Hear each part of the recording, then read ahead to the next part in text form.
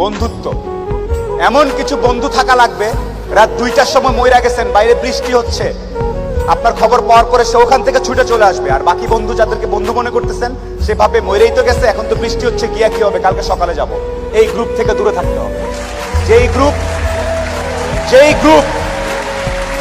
যেই বন্ধুগুলা বলবে যে বৃষ্টি টিষ্টি কিচ্ছু বুঝি না, ও সমস্যায় আছে, এখনই যাব, এইরকম একটা গ্রুপ খুঁজে বের করবেন। আপনার জীবনে আর কিছু চাওয়ার নাই, পরিবার, স্বাস্থ্য আর এরকম কিছু ফ্রেন্ডস আছে, আপনি অলরেডি সুপার সাকসেসফুল।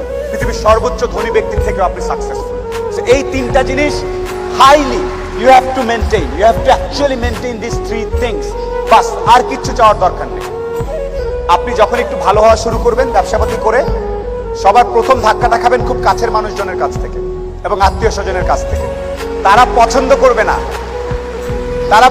করবে না যে আপনি ভালো করতেছেন, তারা পছন্দ করবে না আপনি ইকবাল ভাইয়ের অনুষ্ঠানে সেখানে তারা কথা বলতেছেন।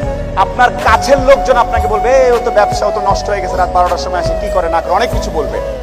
সফলতা আসলে মাথাটা ঠান্ডা রাখবেন। আত্মীয় স্বজন কে কি বলেছে এত টেনশন নেওয়ার কিছু নেই। আপনি যদি সৎ হন, আপনার ব্যবসা যদি ঠিক থাকে, আপনি আপনার মতো করে কাজ করবেন। আর সফল হওয়ার সাথে সাথে অনেক দুধের মাছি তৈরি হবে।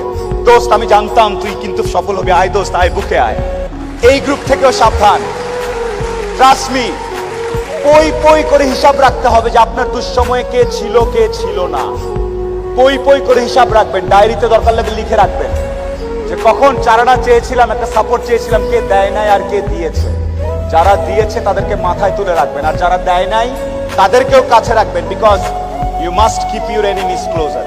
খুব কাছে রাখতে হবে যে কে কি। শেষ করার একটা কথা হচ্ছে যে আপনার ভালো অনেকেই দেখতে পারবে না।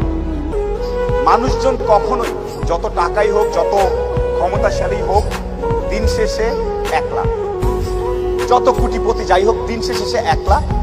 দিন শেষে তার নিজের কাছে নিজের আনন্দ না থাকলে কোনো লাভ নেই।